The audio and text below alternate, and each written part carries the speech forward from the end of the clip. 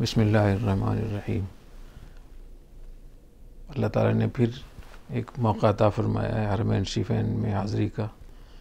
اللہ تعالیٰ حاضری قبول فرمائے، آسان فرمائے اور بار بار حاضری نصیب، مقبول حاضری نصیب فرمائے۔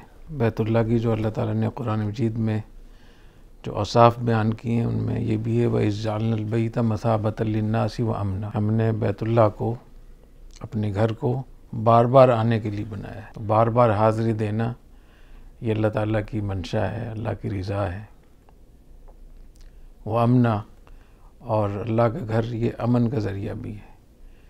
تو جو لوگ بھی باہر سے آتے ہیں، یہاں رہتے ہیں، تو ان کو یہ بھی خیال رکھنا چاہیے کہ بیت اللہ بار بار حاضری ہو، ساتھ میں امن بھی اللہ تعالیٰ عطا فرماتے ہیں۔ وَمَن دَخَلَهُ كَانَ آمِنًا، جو اس میں داخل ہوگا وہ امن میں ہوگا، آفتوں سے بھی امن، مصیبتوں سے بھی امن، اور خاص طور پہ ہمارے ملک میں جو مشکلات ہیں، جو پریشانیاں ہیں، جو افراتفری ہے، اللہ تعالیٰ اس سے بھی ہمیں امن عطا فرمائے۔ اور بیت اللہ میں داخل ہونے کے لیے ضروری نہیں ایک دروازہ ہی کھلے، آج کل حتیم میں جانے دے رہے ہیں ماشاءاللہ۔ تو حتیم کا جو حصہ ہے 9 فٹ بیت اللہ سے متصل جو جگہ ہے وہ بیت اللہ کا حصہ ہے، تو وہاں داخل ہونا ہے، وہ بیت اللہ ہی میں داخل ہونا ہے۔ تو اللہ تعالیٰ اس حاضری کو قبول فرمائے۔ حرمین شریفین کی حاضری میں چند باتوں کا خیال رکھنا چاہیے کہ حرمین شریفین میں کیسے وقت گزارا جائے۔ سب سے پہلی بات یہ کہ اپنے شب و روز کے اوقات اور اپنا نظم وہ طے کرنا چاہیے۔ اگر شیڈول نہیں ہے، نظم نہیں ہے تو بہت سارا وقت ضائع ہو جائے گا۔ تو نظم متعین ہونا چاہیے 24 گھنٹے کا، کس وقت آرام کرنا ہے، کس وقت حرم جانا ہے، کب طواف کرنا ہے، کھانے پینے کے اوقات، سب چیزوں کو باقاعدہ متعین کرنا چاہیے۔ دوسری یہ کہ معمولات مقرر کرنے چاہیے، معمولات متعین کرنے چاہیے۔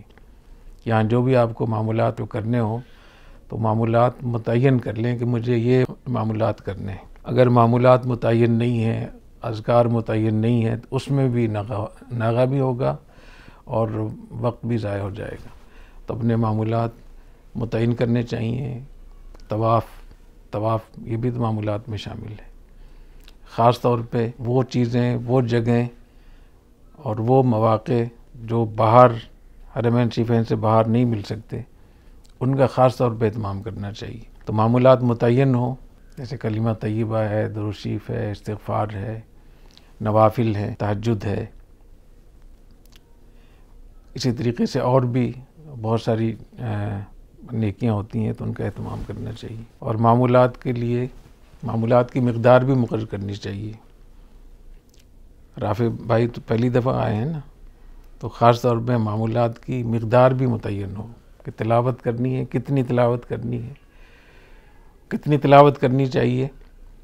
یہ تو اپنی صحت کے اوپر، اپنے اس پر موقوف ہے، لیکن علماء نے لکھا ہے کہ ایک قرآن مکہ مکرمہ میں ختم ہو جائے اور ایک قرآن مدینہ طیبہ میں، تو اس کی بہت اہمیت ہے، کیونکہ قرآن مجید یہیں نازل ہوا ہے۔ تو جہاں قرآن مجید نازل ہوا ہے وہاں قرآن پڑھنے کی اور تلاوت کرنے کی برکات ہی زیادہ ہوں گی۔ اس کی مقدار مقرر ہو کہ تلاوت کرنی ہے تو کتنی تلاوت کرنی ہے، استغفار پڑھنا ہے کتنی مرتبہ، کلمہ طیبہ پڑھنا ہے تو کتنی مرتبہ۔ تیسری یہ کہ اوقات بھی مقرر کر دیں، معمولات متعین بھی ہوں، ان کی مقدار بھی متعین ہو اور اوقات بھی متعین ہو۔ جب وقت متعین ہو جائے گا تو وہ معمول بہتر طریقے سے اور پابندی کے ساتھ ہوگا۔ اگر وقت مقرر نہیں ہے تو کس دن بہت زیادہ ہو جائے، کس دن ویسے ہی ناغہ ہو جائے گا۔ پہلی بات یہ کہ اپنے 24 گھنٹے کا نظم بنائیں۔ دوسری یہ کہ اپنے معمولات کو متعین کریں۔ تیسری چیز یہ کہ وہ چیزیں، وہ مقامات اور وہ اعمال جو باہر نہیں ہو سکتے، وہ مخصوص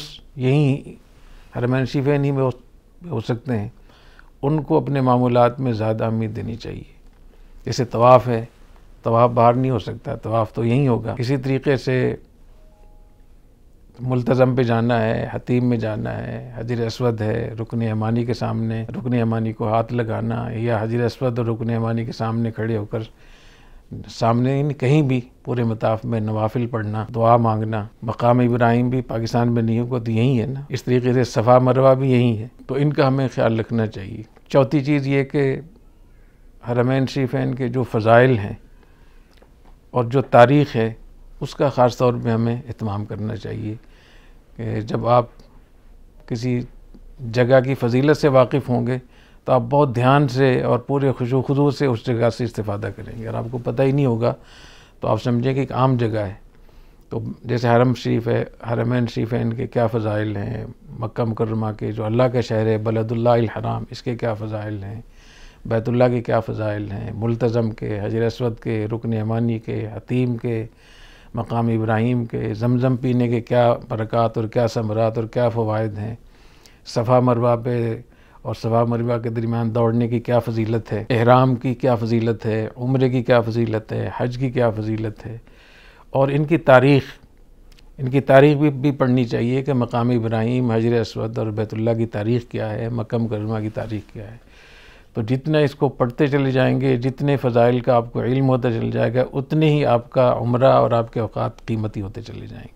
چھٹی چیز یہ کہ حرمین شریفین میں جب بھی اللہ تعالیٰ موقع عطا فرمائے تو سیرت کا بہت اہتمام سے مطالعہ کریں.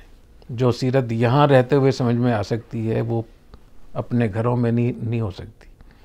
تو سیرت طیبہ کا خاص طور پہ مطالعہ کرنا چاہیے. اور سیرت المصطفیٰ حضرت مولانا ادریس کاندھلوی رحمہ اللہ تعالیٰ کی جو کتاب ہے سیرت المصطفیٰ، اس کو پڑھنا چاہیے. الحمدللہ میں نے کئی مرتبہ پوری سیرت المصطفیٰ اول سے آخر تک پڑھی ہے، اور ہر دفعہ پڑھنے سے ایسی ایسی باتیں سمجھ میں آتی ہیں کہ آدمی حیران ہوتا ہے کہ سیرت تو بہت بڑا خزانہ ہے. تو سیرت کو پڑھنا چاہیے. ہجرت آپ نے کیسے کی، 13 سال آپ نے مکہ میں کیسے گزارے، مدینہ طیبہ میں آپ نے کس طریقے سے 10 سال گزارے. تو سیرت کا خاص طور پہ اہتمام کرنا چاہیے. اللہ تعالیٰ میں توفیق عطا فرمائے. سبحانک اللہم بحمدک اشہد ان لا الہ الا انت استغفرک و اتوب الیک.